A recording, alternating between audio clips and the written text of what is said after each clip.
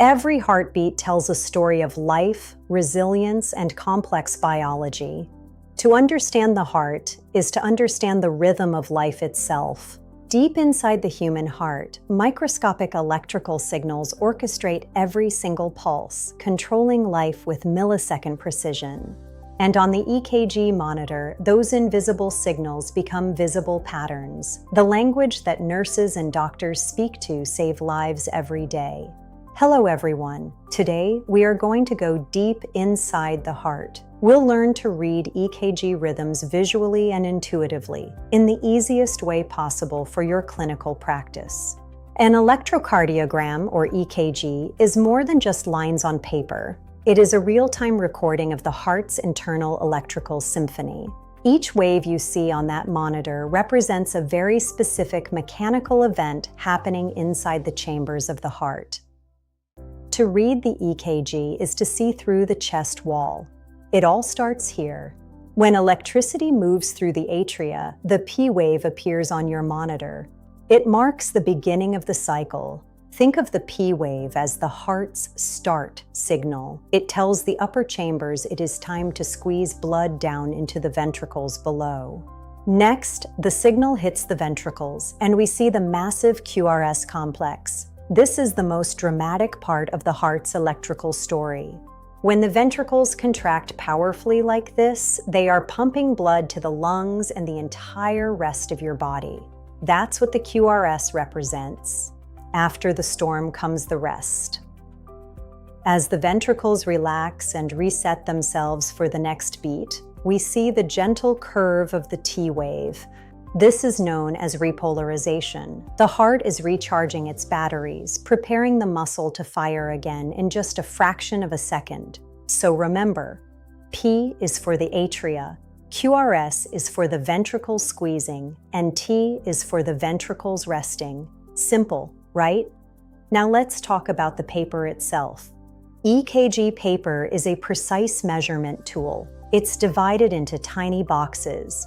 One single small box represents exactly 0.04 seconds of time. 5 of those small boxes together create one large box, which equals 0.20 seconds. This grid is the ruler we use to measure the heart's speed. Understanding this grid is non-negotiable. It allows nurses and doctors to measure intervals with extreme precision to detect subtle heart issues early. When you look at a strip, don't panic. Use my 5-step method every single time. It will keep you organized and accurate under pressure. Step 1. Check the rhythm.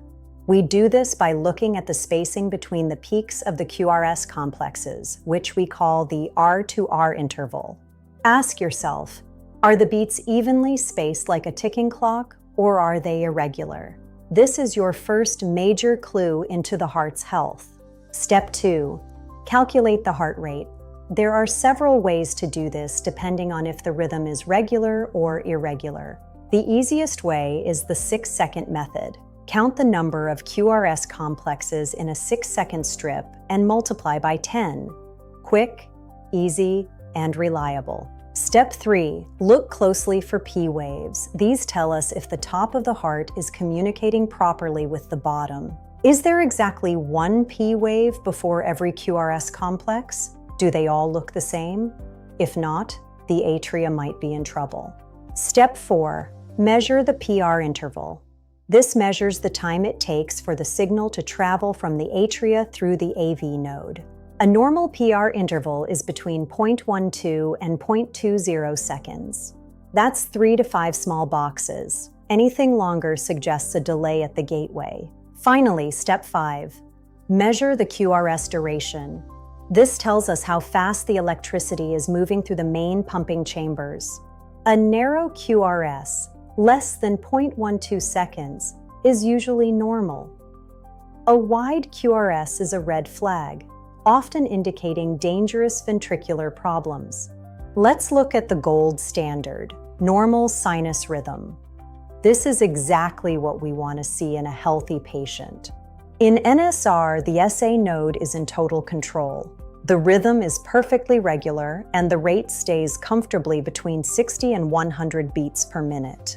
Now let's look at sinus bradycardia. This is when the heart's natural pacemaker slows down too much. The spacing between beats becomes very wide.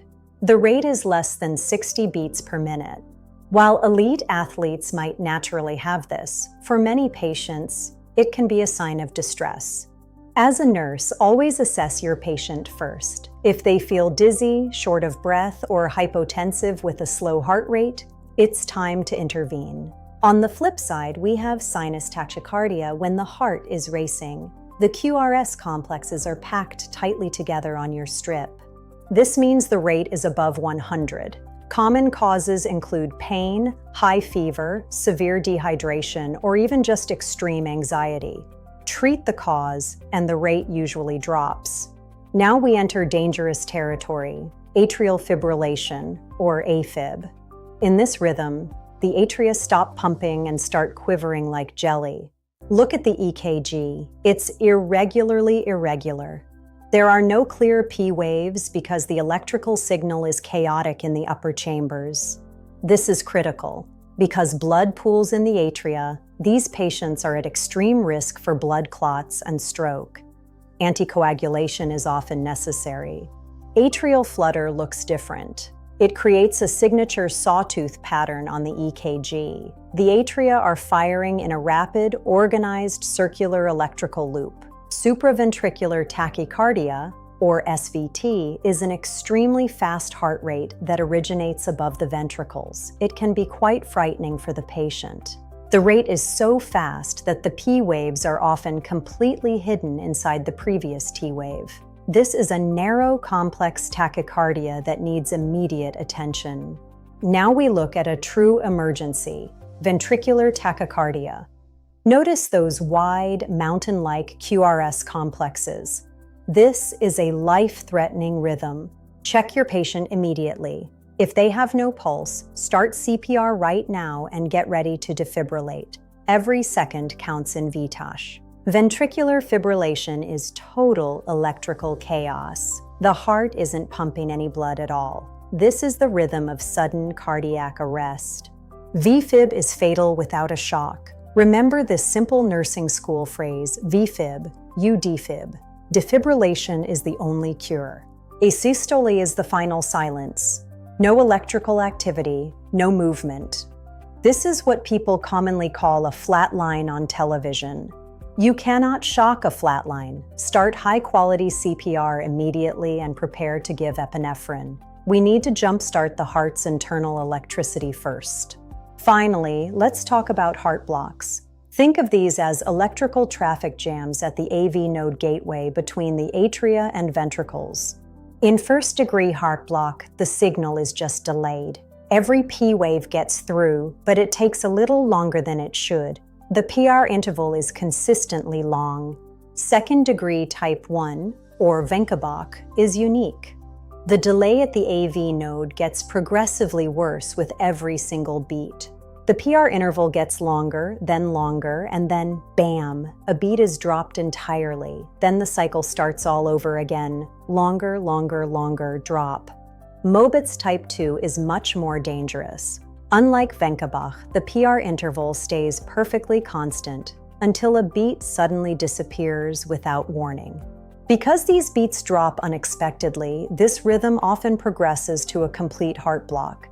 These patients usually need a pacemaker urgently. Third-degree heart block is a divorce between the atria and the ventricles. They are no longer talking to each other at all. Complete dissociation. The atria march to their own beat, and the ventricles march to theirs. There is no coordination, and this is a true medical emergency. EKG interpretation becomes easy when you stop seeing lines and start seeing the heart's mechanics. Always stick to your 5-step method for every strip. Practice these rhythms until they are second nature.